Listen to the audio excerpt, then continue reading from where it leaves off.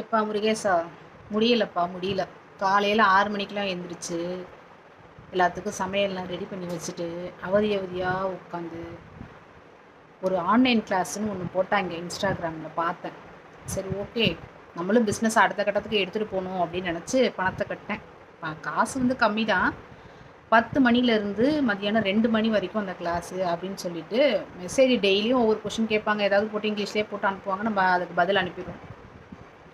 நேற்றுலேருந்து பார்த்தீங்கன்னா, இத்தனை மணிக்கு ஸ்டார்ட்டு, இன்னும் 12 ஹவர்ஸ் தான் இருக்குது, இன்னும் 10 ஹவர்ஸ் தான் இருக்குது அப்படின்னு போட்டு மெசேஜ் வந்துக்கிட்டே இருந்துச்சு. சரி, ஓகே, நம்மளும் வாழ்க்கையில் வந்து பெரிய கோடீஸ்வரன் ஆகலாம் அப்படின்னு நினச்சிட்டு காலைல 10 மணிலேருந்து இவ்வளோ நேரம் இந்த செகண்ட் வரைக்கும் பார்த்தா, அதே நானும் பாதியில் பிடுங்கி அடிச்சுட்டு வந்துட்டேன்.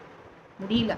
நம்ம ஸ்கூலில் படிக்கும்போது இந்த ஹிஸ்ட்ரி கிளாஸில், இந்த இங்கிலீஷ் தெரியாதவங்க இங்கிலீஷ் கிளாஸில் உட்காந்தா என்ன ஒரு கொடுமையாக இருக்குமோ, அதே சுச்சுவேஷனில் தான் நானும் உட்காந்துருந்தேன்.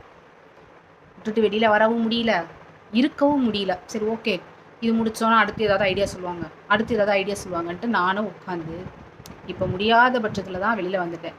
அப்படியும் அந்த சேட்டில் வந்து ஒரு பொண்ணு சொல்லியிருக்கு 4 மணி நேரம் வேஸ்ட்டுன்னு போட்டு மெசேஜ் அனுப்பிச்சிட்டு தட்டுருக்கு. அந்த வெபினார் வந்து கண்டக்ட் பண்ண அம்மாவுக்கு கோவம் வந்துருச்சு. ஒவ்வொன்றா எடுத்து எடுத்து போட்டு காமிச்சிட்டு இருந்தாங்க. முடியல சாமி, என்னால் முடியல. இதுக்கு பாருங்கள், பேப்பரு பேனா, இந்த பத்தாவதுக்கு தண்ணி பாட்டில் 2, இந்த இங்கே ஒரு ஃபைலு. இவ்வளோ தூரம் கொடுமையை அனுபவிச்சிட்ருக்கேன். என்னால் முடியல.